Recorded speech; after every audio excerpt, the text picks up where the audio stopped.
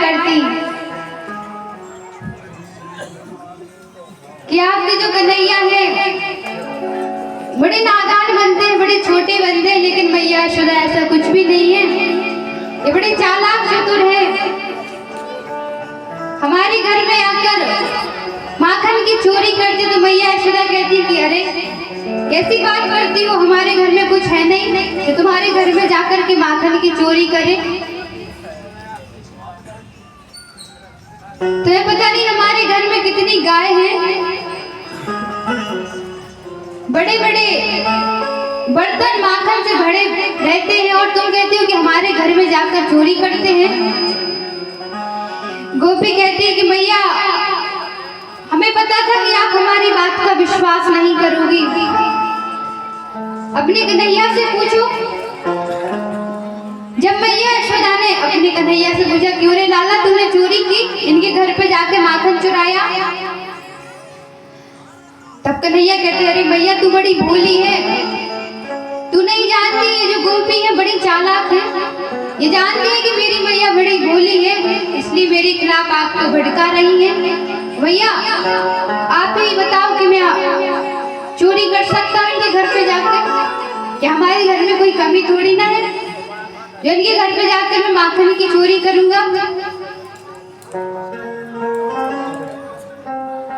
लेकिन मैया कहती है कि इतनी सारी गोपियां तेरी शिकायत लेकर आई, हम इसका क्या करें बताओ। गोपी कहती है मैया से, एक गोपी कहती है मैया यशोदा से कि ठाकुर जी आए और मेरे सपने में आकर क्या किया, शिकायत कर रही मैया यशोदा को, अपने मन की भावना बता रही है और कह रही है रात शाम सपने में आए,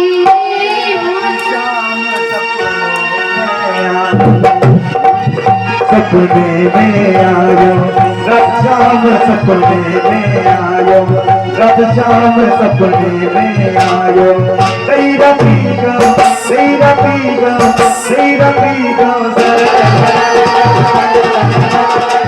रात शाम सपने में आयो रात शाम, सपने में आयो रात शाम, सपने में आयो।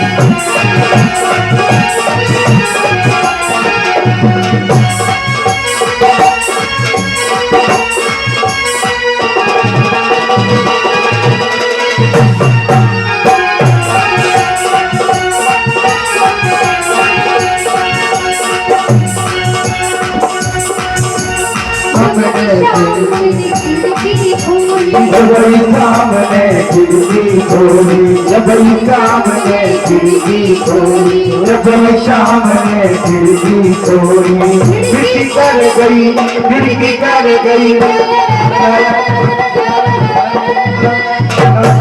सपने में आयो रात शाम, सपने में आयो कहीं रखी गए, कहीं रखी गए, कहीं रखी गए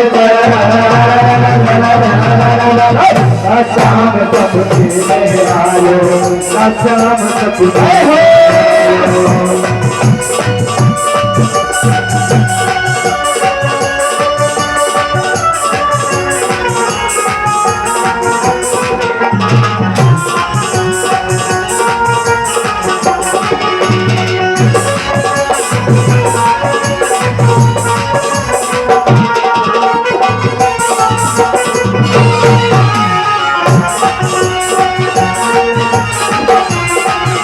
जबई सामने भैया पकड़ी, जबई सामने भैया पकड़ी, ओ जबई सामने भैया पकड़ी, जबई सामने भैया पकड़ी, ओ भैया कर गई, भैया कर गई, भैया कर गई, शाम सपने में आयो शाम, सपने में आयो जय हो।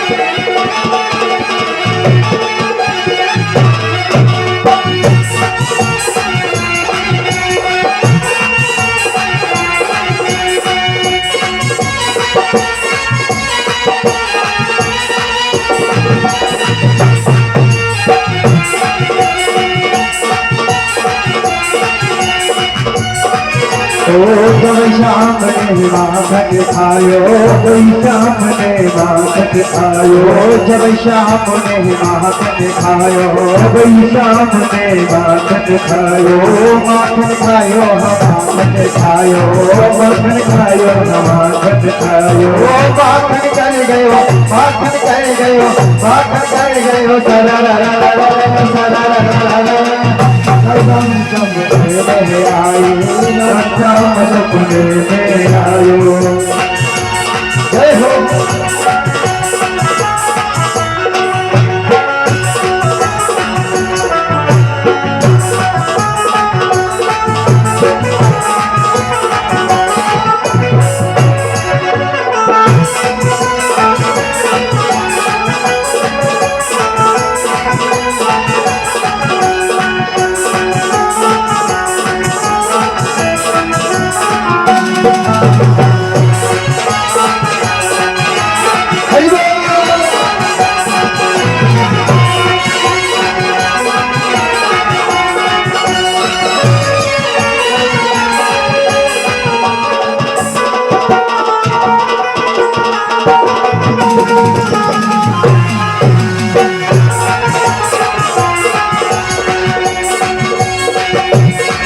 जब शाम ने सुनरी थी जब शाम ने सुनरी थी जब शाम ने सुनरी थी जब शाम ने सुनरी थी जब शाम ने सुनरी थी जब शाम ने सुनरी थी ओ सुनरी उड़ गई सुनरी उड़ गई सुनरी उड़ गई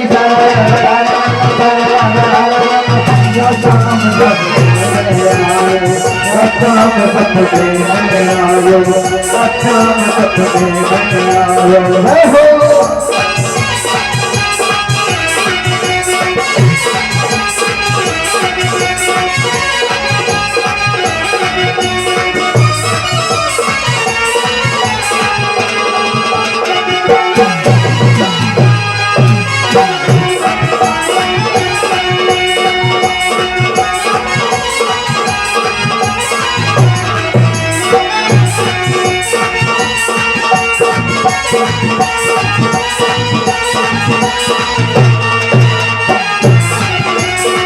अब शाम सपने में आयो अब शाम सपने में आयो कहीं रखी गए कहीं रखी गए कहीं रखी गए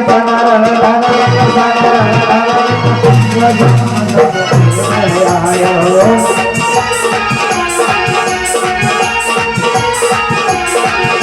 ओ जब शाम ने खिड़की खोली जब शाम ने खिड़की खोली खिड़की कर गई खिड़की कर गई खिड़की कर गई शाम सपने में आए शाम सपने में आए हो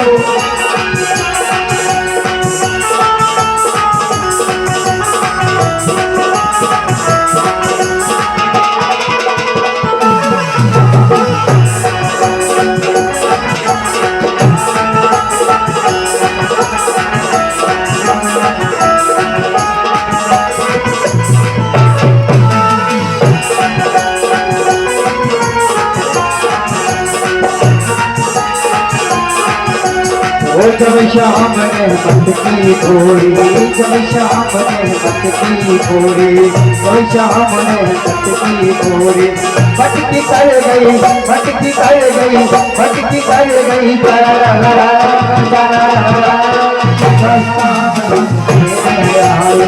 अच्छा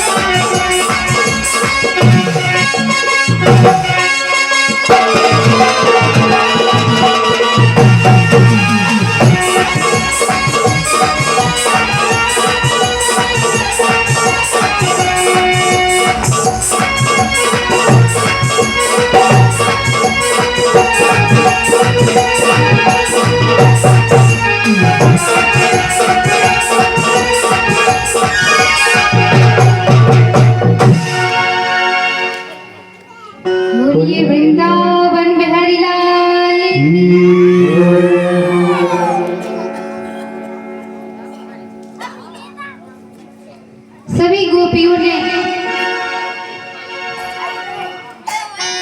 मैया यशोदा को कन्हैया की शिकायत की। तब मैया यशोदा ने अपने कन्हैया का कान पकड़कर खींच के अंदर ले गई और कहा कि आज तो तुझे सबक सिखाकर ही रहूंगी। अगर मन में सोचा कि अगर इसे ऐसे ही छोड़ दूंगी तो ये आगे और बिगड़ जाएगा, इसलिए मैया यशोदा ने अपने कन्हैया को आज ओखल से बांध दिया। भगवान का ओखल से बनने का तो एक बहाना था। मैया यशोदा के आंगन में 2 वृक्ष लगे हुए थे उमलार्जुन के, जो कुबेर के पुत्र थे। नारद जी का स्वागत सत्कार नहीं किया तो नारद जी ने उन दोनों को श्राप दे दिया जड़ वृक्ष का, और साथ में ये भी कहा था कि गोविंद के स्पर्श से तुम्हारा उद्धार हो जाएगा, मुक्ति हो जाएगी।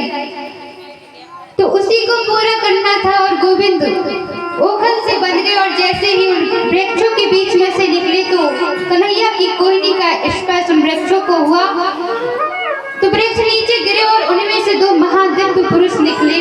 कन्हैया ने पूछा कि आप कौन हैं?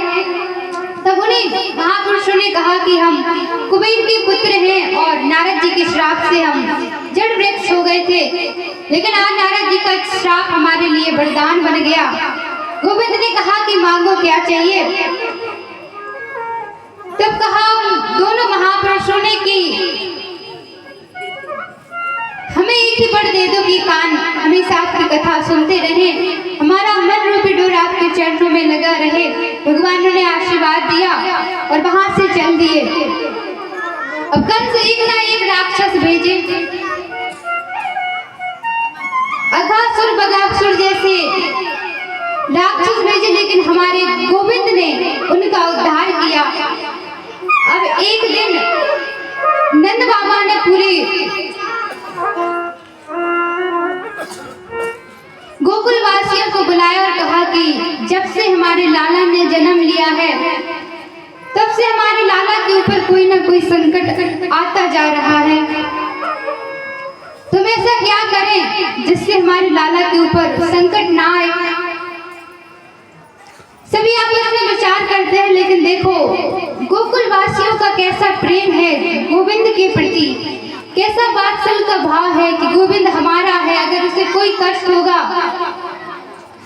तो हम सहन नहीं कर पाएंगे। तब उनके बाद नंद बाबा के छोटे भाई है धनानंद जी, उन्होंने कहा कि आप ठीक कह रहे हैं, जब से हमारी कन्हैया ने जन्म लिया है तब से एक ना कोई राक्षस आता जा रहा है। सर्वप्रथम पूतना आई, कैसे पूतना ने हमारे कन्हैया को स्तन जहर लगा हुआ पान कराने लगी, लेकिन ये तो भगवान की कृपा है कि हमारे गोविंद की प्राणों की रक्षा की। हमारी कन्हैया थोड़े बड़े हुए, अनेक लीलाएं की, कालिया नाग का उद्धार किया। कंस राक्षस भेजता जा रहा है और जितने भी राक्षस भेजे हमारे कन्हैया एक एक करके उनका उद्धार कर दे, सबको मार दे। जैसे कंस महाराज को सूचना मिलती कि जो हमने राक्षस भेजे वो मर गए तो बहुत कष्ट होता।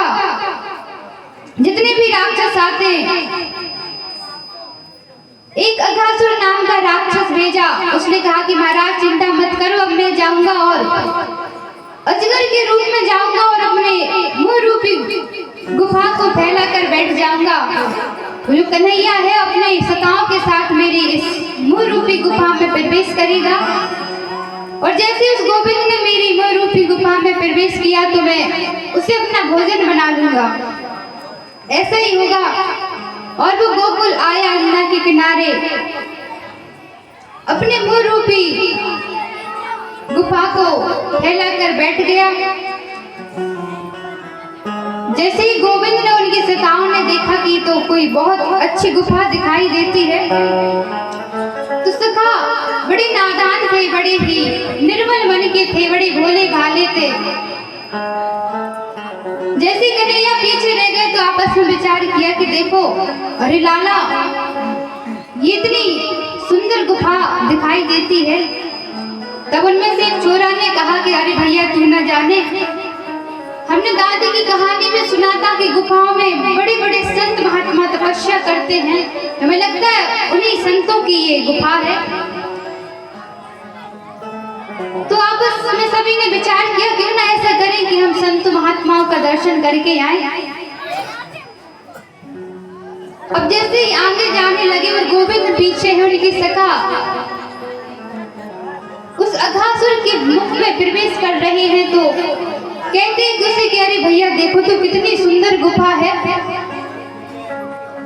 जैसे ही उसने अघासुर के दांतों को देखा तो एक सखा बोला कि अरे भैया गुफा में ऐसा भी होता है, ये क्या है? तब उनमें से एक सखा बोला कि हमें लगता है कि जो संत महात्मा है उन्होंने अपना सामान टांगने के लिए ये बनाए होंगे कि जो भी हमारे दर्शन करने के लिए आए वो अपना सामान इस पर टांग दे और फिर अंदर आए। सखा बड़े भोले हैं। तब एक सखा जैसे अंदर प्रवेश करता जा रहा है तो बड़ा डर रहा है कि मुझे तो बहुत डर लग रहा है।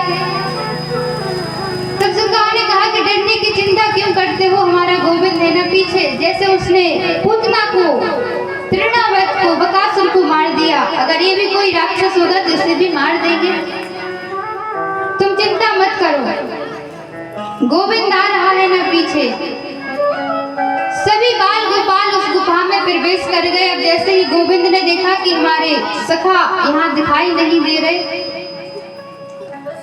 तो पहले तो ये आवाज लगाई, जब किसी ने नहीं सुना तो पास में जाकर देखा वहां पर एक गुफा दिखाई दी। तो गोविंद ने उसमें जाने से पहले एक बार सोचा कि हमें लगता है कि कोई बहुत बड़ा राक्षस है और हमारी सखा इसी के अंदर प्रवेश कर गए। अब अगर मैं बाहर रहा तो मेरी सखाओं की मृत्यु हो जाएगी, इसलिए मुझे अंदर तो जाना ही पड़ेगा। गोविंद ने विचार किया और अंदर प्रवेश कर गए। अब जैसे ही अंदर प्रवेश किया तो अघासुर बहुत प्रसन्न हुआ कि मैं जिसकी प्रतीक्षा में था वो आ गया है, लेकिन हमारे गोविंद ने अंदर प्रवेश नहीं किया, कंठ में जाकर बैठ गए। अगर भगवान को सूक्ष्म रूप लेना आता है तो बड़ा विशाल रूप भी बनाना आता है। तो गोविंद ने अघासुर के कंठ में जाकर अपने भजन को भुलाना शुरू कर दिया। अब जैसे अपने भजन को भुलाया तो अघासुर को सांस लेने में बड़ी तकलीफ हुई। गोविंद का भजन सहन नहीं कर सका और उसका सिर धड़ से अलग हो गया और भगवान ने अपने बाल सखाओं को पुनः बांसुरी की धुन से उन्हें जीवित किया और अपने सखाओं को लेकर अपने घर आ गए। अब जैसे उन बालकों ने बताया कि आज हमारे लाला ने अघासुर का वध किया, सभी बड़ी भयभीत थे, विचार करते हैं कि हम जब से हमारे लाला ने जन्म लिया कोई ना कोई राक्षस आता जा रहा है, तो ऐसा कोई स्थान बताओ कि हम उस स्थान पर जाकर सुरक्षित रहें। हम इस गोकुल का त्याग करना चाहते हैं। वैसे गोकुल बहुत सुंदर नगरी है, लेकिन क्या करें, हमारे कन्हैया पर आए दिन कोई नए नए संकट आते जा रहे हैं, इसलिए इसका त्याग करना पड़ेगा। तब नंद बाबा के छोटे भाई ने कहा कि मैं आपको किस स्थान बताता हूँ जिसका नाम है वृंदावन, हमारे गोकुल की तरह ही है, बड़ा सुंदर स्थान है, वहाँ पर यमुना का किनारा भी है, वहीं पर हम सभी रहेंगे। सभी गोकुल वासियों से आपस में बता दिया कि हम वृंदावन जाकर रहेंगे ताकि हमारे गोविंद पर कोई संकट ना आए और गोविंद सुरक्षित वहाँ पर रह सके। अब सभी गोकुल वासियों का इतना सुंदर भाव है गोविंद के प्रति कि जिसमें हमारा गोविंद प्रसन्न रहे, सुखी रहे, उसी में हम सब को राजी है। सभी ब्रजवासी गोकुलवासी अपना अपना सामान लेकर वृंदावन की ओर जाने लगे। बड़ा सुंदर स्थान है वृंदावन, तुलसी का जो वन है उसे कहते हैं वृंदावन। आइए हम भी थोड़ी देर के लिए वृंदावन चले।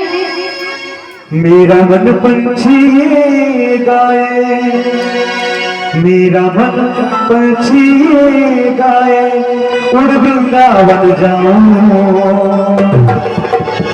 ब्रज की उन पावन गलियों में राधे राधे गाऊं, ब्रज की उन पावन गलियों में राधे राधे गाऊं।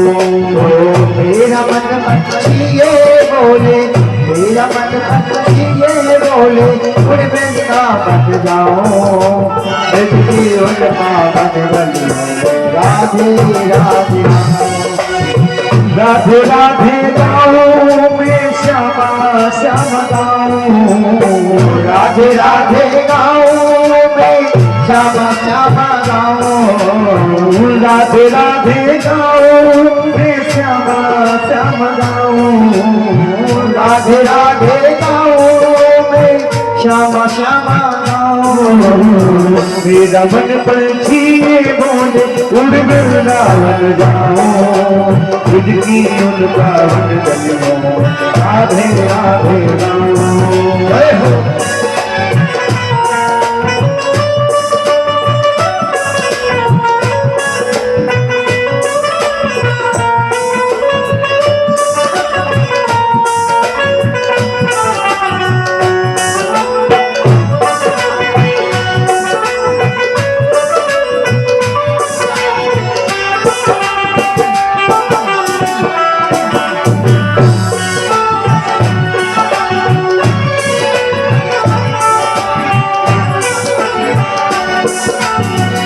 क्योंकि वृंदावन की महिमा ओ निधि बन जी जहाँ कन्हैया नित्य हीरा से लगाते, नित्य बन जी जहाँ कन्हैया नित्य हीरा से लगाते, प्रेम भरी अपनी मुरलिया वहीं पे आप बजाते, प्रेम भरी अपनी मुरलिया वहीं आप बजाते हो। निधि बन जी जहाँ कन्हैया हीरा से लगाते, प्रेम भरी अपनी मुरलिया आप बजाते, राधा संग नाचे कावरिया हो,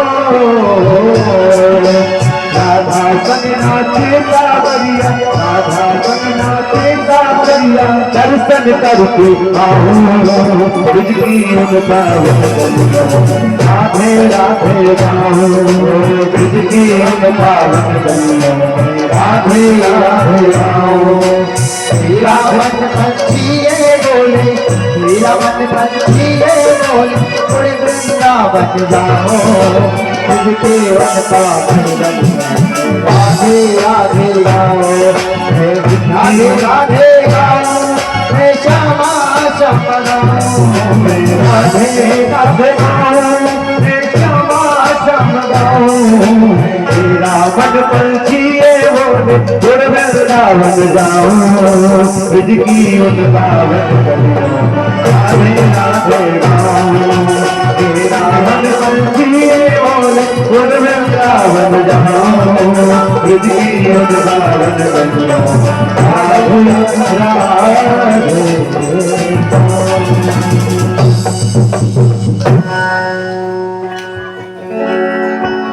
बोलिए वृंदावन बिहारी लाल की जय हो।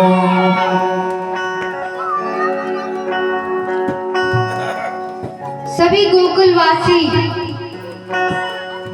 नंद बाबा के साथ अपने गोविंद के साथ वृंदावन की ओर आ रहे हैं और वृंदावन में आकर वहीं पर वास करने लगे। गोविंद को और बलराम जी को वृंदावन में आकर गाय चराने की अनुमति मिली। अब एक दिन गोविंद ने सोचा कि जब मैं इन ब्रजवासियों को इतनी सहज रूप में प्राप्त हो गया हूं तो इन्हें और कहीं भटकने की क्या आवश्यकता। ब्रजवासी मुझे सब कुछ मानते हैं, अपना मित्र मानते हैं, सखा मानते हैं, अपना भाई मानते हैं, अपना स्वामी मानते हैं।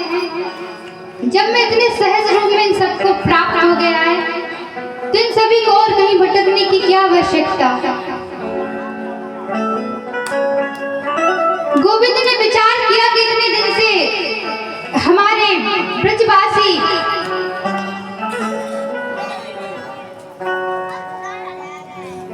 इंद्र देवता की पूजा करते हैं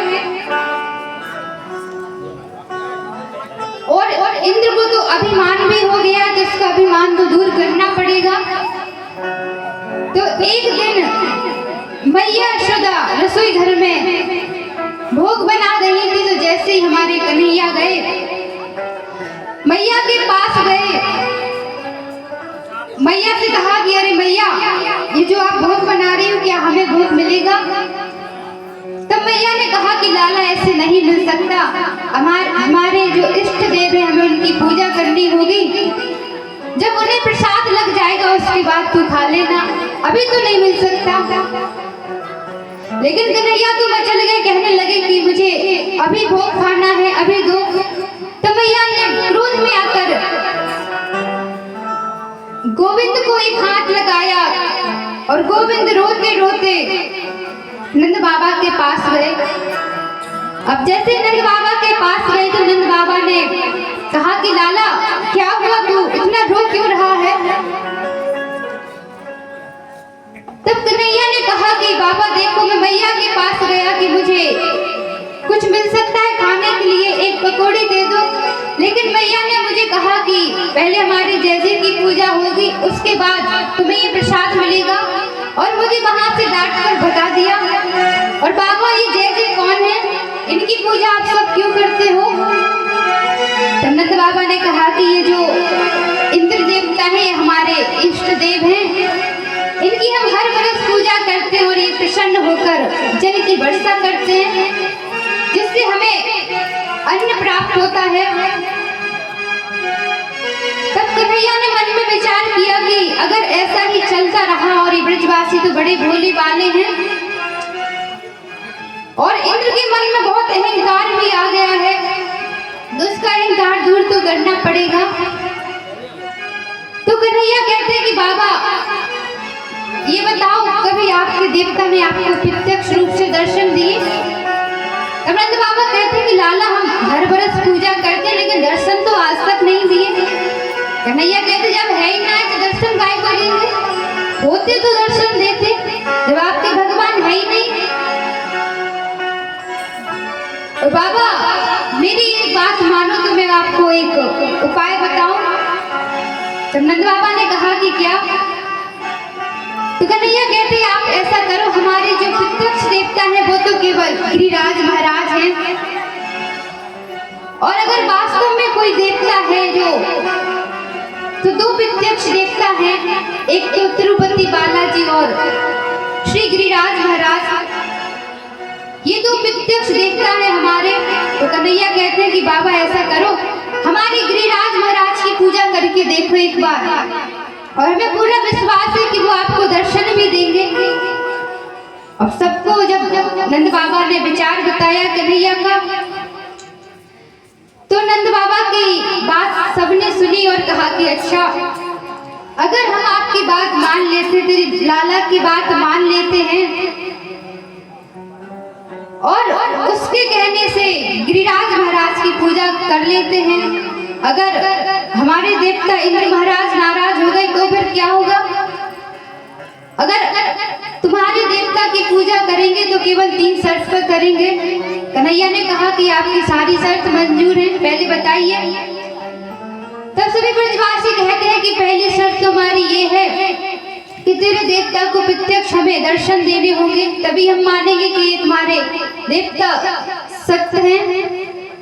और दूसरी बात यह है कि बड़े ही प्रेम से उन्हें हमारा भोग पाना होगा।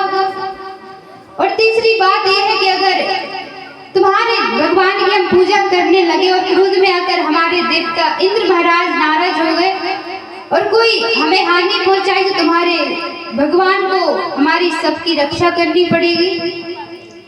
कन्हैया ने कहा कि हमें सब मंजूर है, लेकिन आप एक बात मेरे कहने से मेरे भगवान की पूजा करके देखिए। तब सभी ब्रजवासी मान गए, तो कहने लगे कि तुम्हारे भगवान की पूजा के लिए क्या क्या होता है।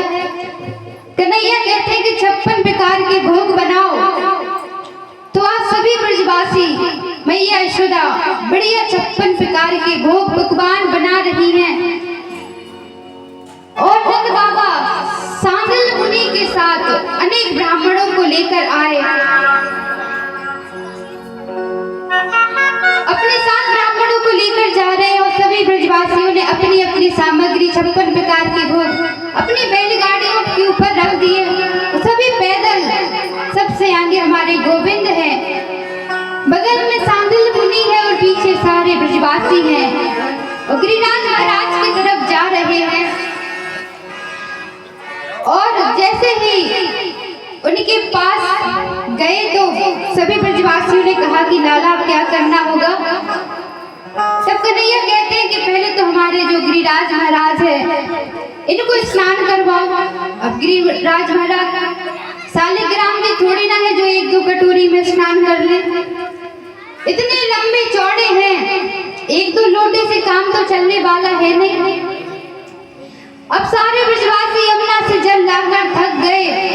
तब कहने लगे कि अरे लाला सुबह से शाम हो गई लेकिन तेरे गिरिराज महाराज का मुख तो दूर ठीक तरह से पांव ही गीले नहीं हुए और हम बड़े परेशान हैं। तब कन्हैया कहते हैं कि तुम सब चाहते क्या हो। तो ब्रजवासी बोले हम चाहते हैं कि यमुना जी इधर आ जाएं।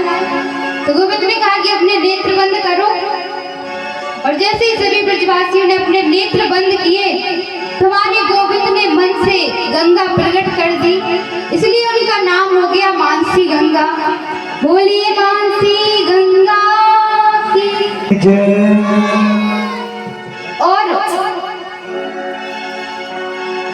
कन्हैया ने अपने मन से मानसी गंगा प्रकट कर दी तो गिरिराज महाराज को स्नान करा दिया, उनका तिलक करवाया, पूजन करवाया ब्राह्मणों के मंत्र उच्चारण से और आज सभी बड़े प्रसन्न हैं। आइए हम भी गिरिराज महाराज की तरफ चले और उनका दर्शन करें। छठा तेरी 3 लोक पे न्यारी है गोवर्धन महाराज। छठा तेरी 3 लोक पे न्यारी है गोवर्धन महाराज। छठा तेरी 3 न्यारी है गोवर्धन महाराज। छठा तेरी 3 लोक पे न्यारी है गोवर्धन महाराज। छठा तेरी 3 लोक पे न्यारी है गोवर्धन महाराज। गोवर्धन महाराज हमारे प्रभु गोवर्धन महाराज। गोवर्धन महाराज हमारे प्रभु गोवर्धन महाराज। छठा तेरी 3 लोक पे न्यारी है गोवर्धन महाराज। छठा तेरी 3 लोक पे न्यारी है गोवर्धन महाराज। जय हो गोवर्धन भगवान की।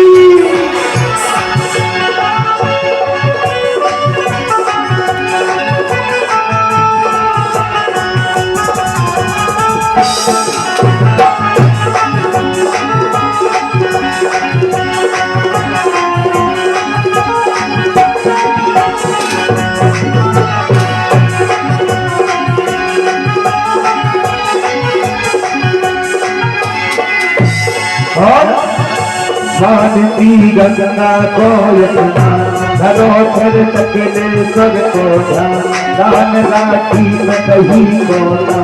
मानती गंगा को यमुना धरोहर चकले स्वर्ग को दान लाठी में कहीं कोना। और करो पर कम तैयारी है श्री गोवर्धन महाराज। तेरी 3 लोक गोवर्धन महाराज। गोवर्धन महाराज हमारे प्रभु गोवर्धन महाराज। गोवर्धन महाराज हमारे प्रभु गोवर्धन महाराज।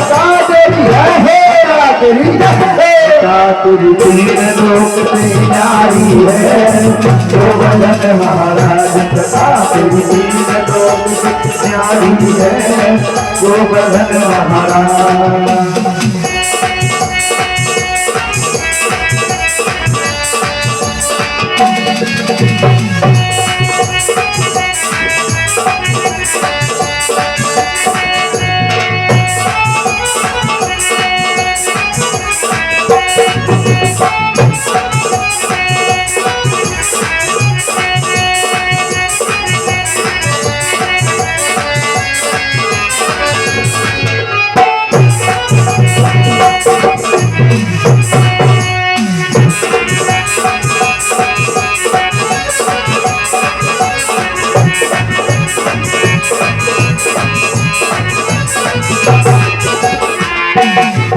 इंद्र को मन कीनो तू बचा लीनो इंद्र को मन निर्मल कीनो तू बंद ब्रज को बचा लीनो प्रगट भय है दर्शन दीनो प्रगट भय है दर्शन दीनो श्री नटवर श्री नटवर श्री नटवर है गोवर्धन महाराज कथा किसे न्यारी है गोवर्धन महाराज लोक के न्यारी है गोवर्धन महाराज कथा लोक के न्यारी है गोवर्धन महाराज गोवर्धन महाराज हमारे प्रभु गोवर्धन महाराज गोवर्धन महाराज हमारे प्रभु गोवर्धन महाराज छटा तेरी तीन लोक न्यारी है गोवर्धन महाराज छटा तेरी तीन लोक न्यारी है गोवर्धन महाराज जय हो।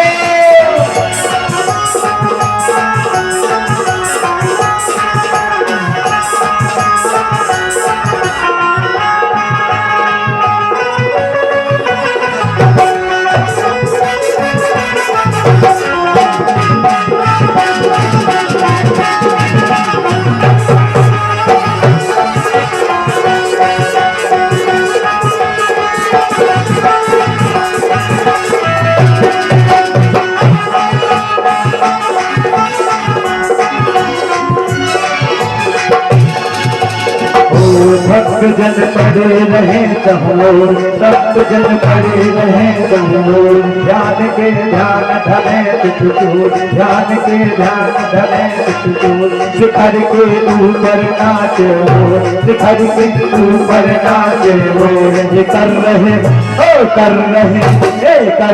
ब्रज की रखवारी